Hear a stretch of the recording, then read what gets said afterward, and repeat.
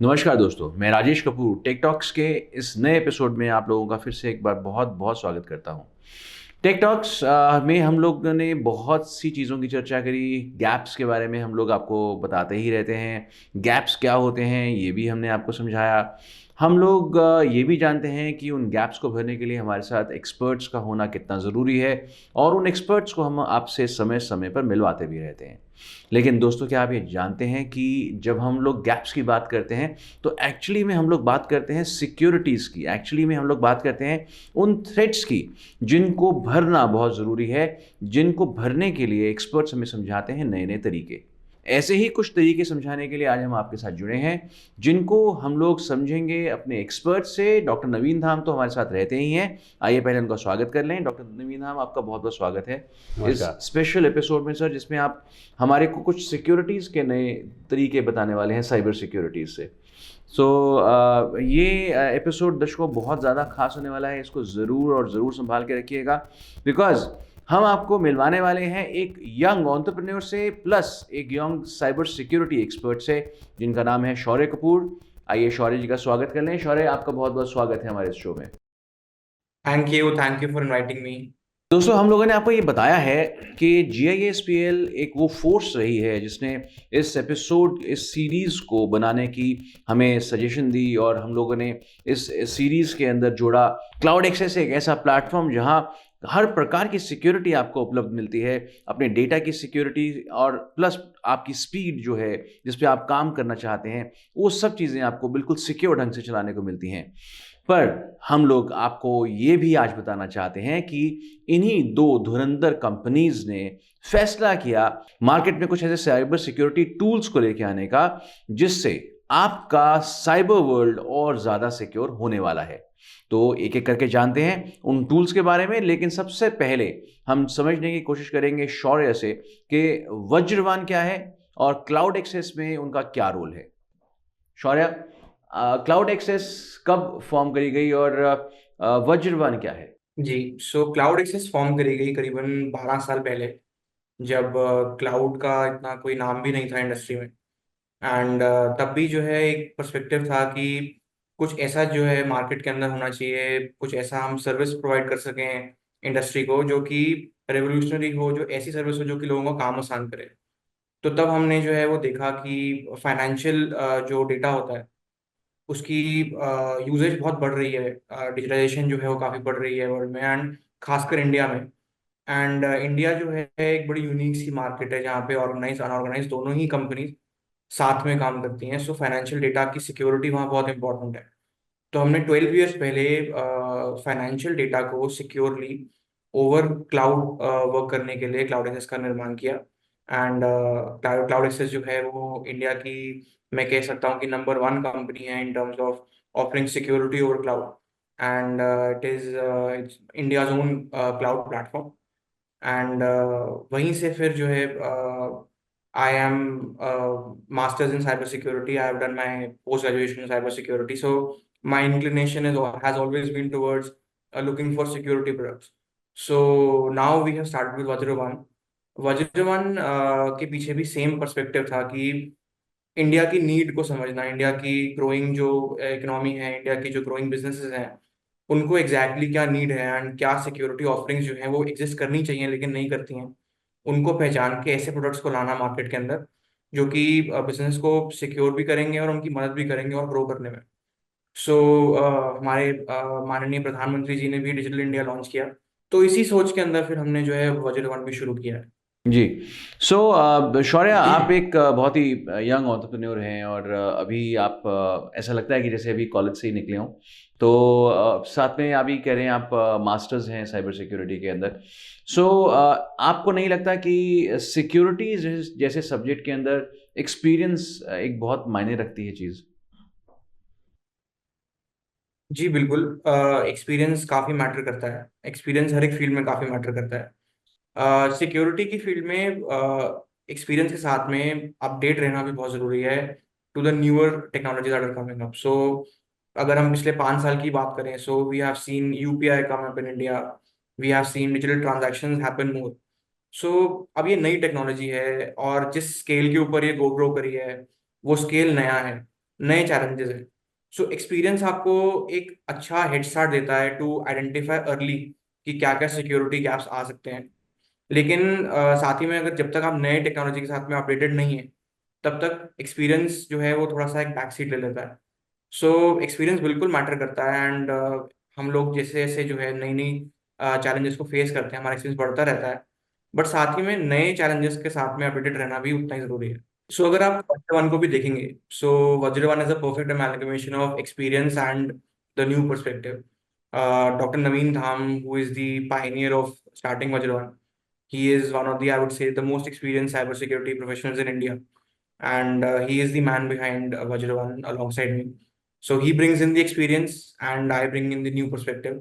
So I would say it's a perfect amalgamation. Wonderful. So एक perfect amalgamation है वज्रवन, जैसे कि शौर्य ने बताया। डॉक्टर नवीन धाम, आपके एक्सपीरियंस में एक सिक्योरिटी, एक आइडियल सिक्योरिटी आईटी की कैसी होनी चाहिए, और वो आप लोग कैसे इंट्रोड्यूस कर पा रहे हैं?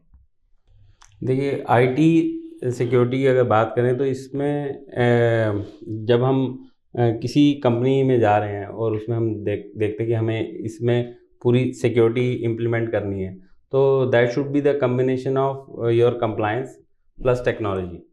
तो टेक्नोलॉजी जो होती है वो टूल से आती है। कंप्लायंस जो है वो आपका ISO 27001, PCI DSS, या आपका और कंप्लायंसेस जैसे हिप्पा हो गया, GDPR, ये सारे कंप्लायंसेस हैं। बट जहाँ तक कि इंफॉर्मेशन सिक्योरिटी कंप्लायंस की बात करें तो ISO 27001 इम्प्लीमेंटेशन जो होती है वो वहाँ पर काम करती है, जब किसी कंपनी को अपने यहाँ पर साइबर सिक्योरिटी प्रॉपर वे से इम्प्लीमेंट करनी होती है। तो सिर्फ कंप्लायंस ही काम नहीं करेगा, सिर्फ टूल्स ही काम नहीं करेंगे, दोनों मिल के काम करते हैं। तो अगर आप एक आईटी सिक्योरिटी की बात करें तो दोनों चीज़ें साथ साथ चलती हैं। ओके। सो इसमें जैसे अभी ईश्वर ने समझाया कि वज्र वन जो है वो साइबर सिक्योरिटीज़ में एक बेहतरीन रोल निभाने वाला है। पहली चीज़ तो यही आती है कि वज्र वन नाम कैसे सोचा गया, और क्या इसकी पीछे सोच क्या रही? तो वज्र वन रखने के पीछे एक यही सोच थी कि वज्र जो है वो इंद्र देव का शस्त्र है जी। तो अब वो इंद्र देव का शस्त्र जैसे प्रोटेक्ट करता है लोगों को, वैसे ही हम अपने इस टूल से दुनिया को प्रोटेक्ट करेंगे साइबर अटैक से। बहुत बढ़िया। एक तो ये रीज़न था, और फिर एक इंडियन टच लाना चाह रहे थे हम उसके अंदर, कि लोगों, पूरी दुनिया को पता लगे कि वो इंडिया ने कुछ बनाया है, कुछ नए टूल्स बनाए, तो इंडियन नेम हम सिलेक्ट मतलब करना चाहते हैं। इंटरनेशनल मार्केट के अंदर भी जब पॉपुलर होगा तो वज्र के नाम से होगा, और वज्र जो है वो एक हमारे को ऐसा एक जोड़ता है इंडिया के साथ में। इसमें मैं एक चीज ऐड करना चाहूंगा। वज्र की जो डिलीवरी होती है, जैसे इंद्र जी जब बादल पे सवार होते हैं तो बादलों से जो है वो वज्र का प्रहार करते हैं। सेम वे वज्र वन भी जो है वो it is cloud oriented cyber security solutions. So हम भी जो है वो क्लाउड से ही हमारे टूल्स की डिलीवरी करते हैं। तो ये एक और लिंक है। बहुत बढ़िया। सो वज्रवान का दोस्तों इस तरीके से उत्पत्ति हुई। अब क्लाउड बेस्ड सॉल्यूशंस हैं, टूल्स हैं, इसको ज़रा और डिटेल में समझते हैं। जब आप टूल्स की बात करते हैं, जब हम बोलते हैं टूल्स हैं, तो एक नॉर्मल सोच आ जाती है कि कोई पेचकस होगा, हथौड़ा होगा। तो लेकिन हम ये सब जानते हैं वर्चुअल टूल्स बहुत ही डिफरेंट कैटेगरी के होते हैं, और उनके बारे में आप से ज़्यादा और कौन बता सकता है हमें? कुछ बताइए इसके बारे में। जो हमारे टूल्स, जहाँ पहले तो आपने कहा कि टूल्स क्यों हैं, ये सारे टूल्स ही हैं जो कि हमें एक तरह से आपके औजार हैं जो आपको बचाते हैं इनसे, साइबर अटैक से। तो अगर आप एंटीवायरस भी देखो तो वो भी एक टूल ही है जो फाइट करता है अगेंस्ट साइबर अटैक। अच्छा। तो टूल्स जो हमने बनाए वो एक तो SIM बनाया, security incident and event management system, और दूसरा हमने फिशिंग सिमुलेशन बनाया। सिम का काम ये रहता है कि वो 24/7 मॉनिटरिंग के काम आता है, कि अगर आप किसी ऑर्गेनाइजेशन में उसे लगा दें तो जो अटैक्स होते हैं उनकी एक तो वो लॉग्स बनाता रहता है, और दूसरा उसमें ये देखता रहता है कि एक्चुअल में अटैक कौन सा है। तो वो हमें उससे ये पता लग जाता है कि हाँ, कोई हमें हमारे इंफ्रास्ट्रक्चर को अटैक करना चाह रहा है। तो जो मॉनिटरिंग करने वाला सामने बैठा है तो उसको यहाँ उसको देख के ही पता लग जाता है कि हाँ, यहाँ पर कुछ मैलिशियस एक्टिविटी हो रही है, और उसको हम एकदम पकड़ के मिटिगेट कर देते हैं और उस अटैक को स्टॉप भी कर सकते हैं। कुछ रियल टाइम सिनेरियो से समझाएंगे सर इसको और डिटेल में? जैसे कि समझ लीजिए आपके फायरवॉल पे किसी ने अटैक किया और वो पासवर्ड डाल रहा है, जिसे कि हम ब्रूट फोर्स अटैक कहते हैं, जिसमें कि वो डिफरेंट डिफरेंट पासवर्ड्स यूज़ करता रहता है within milliseconds. Thousands of password use हो जाते हैं, lakhs of password in 1 minute हो जाते हैं। तो उनके पास टूल्स होते हैं जिससे कि वो उसको यूज़ करके अटैक कर रहे होते हैं। तो वो जब इस तरह का अटैक होगा और वो हमारे सिम के ऊपर कन्फिगर्ड होगी आपकी फायरवॉल, तो हमें वो सिम एकदम हमें अलर्ट कर देगा कि somebody is trying multiple passwords on your firewall. तो उसके लॉग्स भी बनते रहेंगे, उनको वो सेव भी करता रहेगा कि उसने कि क्या क्या एक्टिविटी हुई, और साथ में हमें अलर्ट कर देगा कि यहाँ पर आपने यहाँ पर किसी ने अटैक करने की कोशिश की है। तो वो अटैक हमें एकदम पता लग जाते हैं इससे। तो ये अटैक्स का पता चल जाना ही क्या काफ़ी रहता है किसी सिस्टम को प्रोटेक्ट करने के लिए? I think let's go to Shaurya and understand that. तो नए पर्सपेक्टिव के आधार पे अगर हम लोग आपसे बात करें, तो आपने इन टूल्स को जब इम्प्लीमेंट करने की सोची, तो आपको क्या लगा कि किन इंडस्ट्रीज़ के लिए ये बहुत बेनिफिशियल रह सकता है? और क्या एक सीम जैसे टूल का लगाना ही काफ़ी सफिशिएंट रहता है? आपके पहले क्वेश्चन का आंसर है कि कोई भी कंपनी जो डिजिटली काम कर रही है, अगर वहाँ पे कोई कंप्यूटर सिस्टम भी लगा है जो जिसके ऊपर वो डेटा सेव करते हैं, वहाँ पे सीम का इस्तेमाल हो सकता है एंड ज़रूरी है इस्तेमाल करना। अब मैं बताऊंगा कि किस तरीके से। So there is something called as compliance. Government के कंप्लायंसेस होते हैं, कुछ इंडस्ट्री स्टैंडर्ड जैसे आईएसओ के कंप्लायंसेस होते हैं। सो बेसिकली हर एक कंपनी जो कि आज ऑनलाइन काम करती है वो कुछ डिजिटल कंप्लायंसेस करती है। नाउ ट्रेडिशनली सीम्स क्या करते हैं, सीम्स सिर्फ लॉग एनालिसिस के लिए यूज होते हैं, जो अब अभी तक यूज होते हैं कि आपके जो भी लॉग्स बनते हैं उनको जो है वो सीम रिकॉर्ड कर लेता है अलग अलग डिवाइसेस से लेके, एंड उसको आप एनालाइज कर सकते हैं। जो हमने पर्सपेक्टिव यूज किया है वो किया है कि सीम का यूज क्या है एंड हम उसको किस तरीके से पूरे प्रोसेस को मैनेज करने के लिए मोल्ड कर सकते हैं।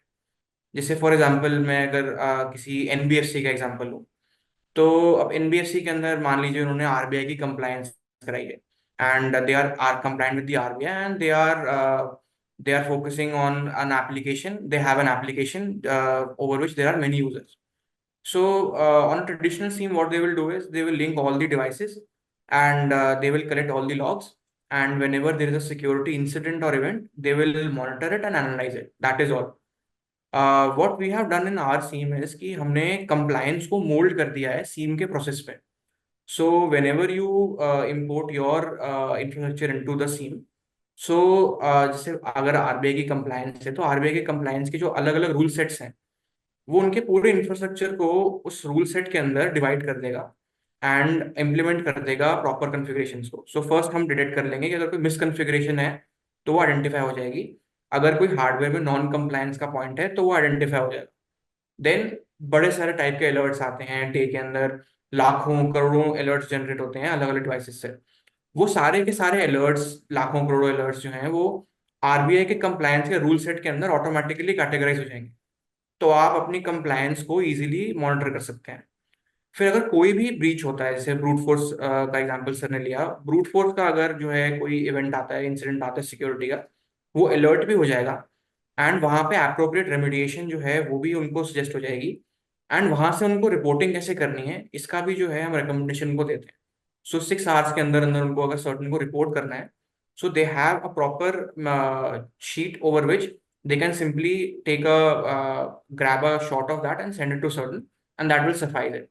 So from identifying misconfigurations, seeing the vulnerabilities in the system, to being compliant with their government compliances, to reporting those logs, the entire process has been taken care of.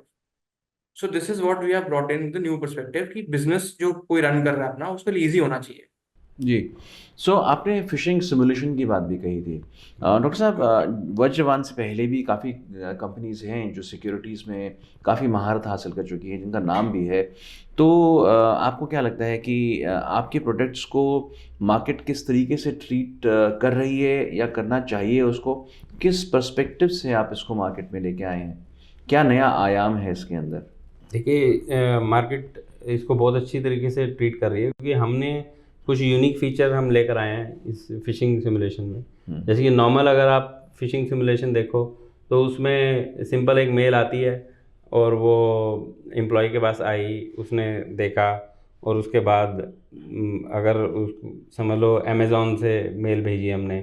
Phishing का यही एक procedure रहता है। थोड़ा सा मैं समझाना चाहूँगा कि फ़िशिंग में क्या होता है कि हम ये चेक करते हैं एम्प्लॉय की अवेयरनेस कितनी है, एम्प्लॉय कितना सतर्क है साइबर अटैक्स को लेके, कि कोई भी उल्टी सीधी मेल आ रही है हैकर से तो वो क्या वो उसको आइडेंटिफाई कर पा रहा है, क्या उस पर उसका क्या प्रक्रिया है और देखकर उसका क्या एक्शन लेता है, या वो उससे उसके बहकावे में आके वो अटैक का शिकार हो जैसे जाता है। अमेजोन से 90% हाँ का एक कोई सेल का हाँ लिंक आया और उसने फटाफट उस पर क्लिक कर दिया कि मेरे को यस सस्ते में मिल जाएगा। हाँ, सस्ते में मिल जाएगा। कई बार कोविड की इन्फॉर्मेशन आई, हम भी इसी तरह से अटैक करते हैं कि कोविड की इन्फॉर्मेशन आई कि हाँ ये कोविड नया कोविड वायरस आया है और आपको जानकारी के लिए यहाँ क्लिक करें। तो नॉर्मल फिशिंग में क्या होता है कि सिर्फ ये होता है और वो क्लिक करता है, फिर उसके बाद वो उसके सामने आ जाता है कि यू हैव बीन फिश्ड, और फिर उसको एक लिंक दे दिया जाता है ट्रेनिंग के लिए। पर हमारे इसमें हमने साइकोमेट्रिक एनालिसिस भी ऐड कर दिया, अच्छा, जो वो कि क्या चीज़ है?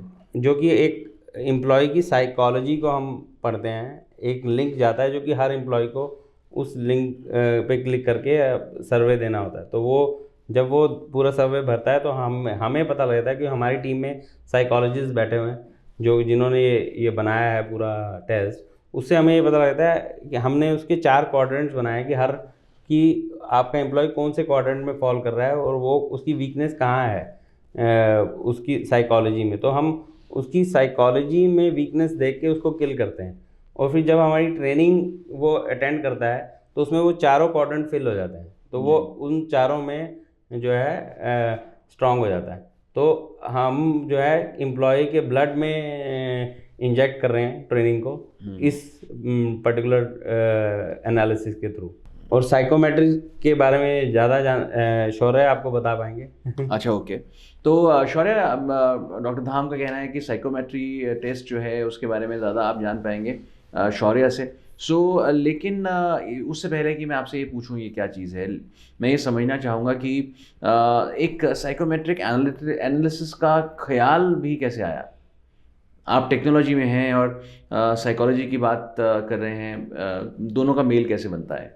सो सिक्योरिटी के अंदर एक बड़ा कॉमन नोशन है कि security is a mindset.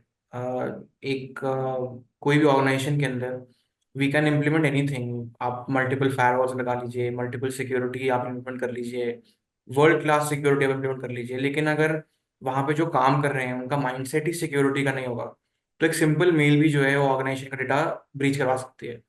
So first of all everyone has to understand कि सिक्योरिटी इज अ माइंडसेट। अब उसी बात को लिंक करते हमें एक ख्याल आया कि जितने भी फिशिंग सिमुलेशंस हैं वो क्यों करते हैं ऑर्गेनाइजेशंस, वो इसलिए करते हैं ताकि एक ह्यूमन एरर को हम रिड्यूस कर पाएँ, जो यूजर्स हैं उनको अवेयरनेस दे पाएँ कि फिशिंग होती है, कैसे होती है और उससे कैसे बचा जा सकता है। लेकिन एक सिंपल हमें फ्लॉ मिला उसमें कि कोई भी सर्विस प्रोवाइडर जो कि फिशिंग सिमुलेशन प्रैक्टिस करता है या सर्विस देता है, वो क्वांटिफाइबल मेट्रिक्स के अंदर बता नहीं सकता है कि उनका फिशिंग सिमुलेशन कितना इफेक्टिव है। क्योंकि ये एक सब्जेक्टिव एक्सरसाइज है। आपने किसी को फिश करने की कोशिश करी, आपको पता चल गया कि वो वल्नरेबल है फिशिंग के, फिर आपने उनको एक कोर्स दे दिया और बोला कि आप एक कोर्स करके ठीक हो जाएगी। लेकिन ऐसा बिल्कुल पाया जाता है कि जब नेक्स्ट ईयर इसी एक्टिविटी को दोहराया जाता है तो मेजॉरिटी यूजर्स फिर से फिश हो जाते हैं। सो इफेक्टिवनेस अगर हमें पकड़नी है किसी ऐसी एक्टिविटी की जो कि मेंटली ट्रेन कर रहा है आपको टेक्निकली अवेयर होने के लिए, so we need to target the psychology as well. वहीं से हमारे को जो है ये चीज का भी समझ में आया कि until and unless we target the psychology, we bring in characteristics which determine a person's mindset towards security, we will not be having a successful solution. लेकिन जैसे अभी आपने खुद ही बोला कि जब हम लोग इस तरीके से साइकोलॉजिकली किसी को टेस्ट कर लेते हैं तो चांसेस रहते हैं उसके फिर से वही गलती दोहराने के। तो इसको किस तरीके से और ज़्यादा मिनिमाइज़ किया जा सकता है, आप क्या समझते हैं? कि गलती दोहराई ना जाए, क्योंकि गलती जब तक दोहराई जा रही है तब तक वो एक्चुअली में एक बहुत ही सीरियस मिस्टेक होती है। हम लोगों ने एक क्वाड्रेंट डेवलप किया जो कैरेक्टराइज करता है कि एक पर्सन कितना नॉलेजेबल है, अवेयर है फिशिंग के ऊपर, उनको क्या समझ है उसको सॉल्व करने के लिए या टैकल करने के लिए अटैक को, और किस तरीके से उनको पता है कि रिपोर्टिंग करनी होती है ऐसे किसी अटैक की।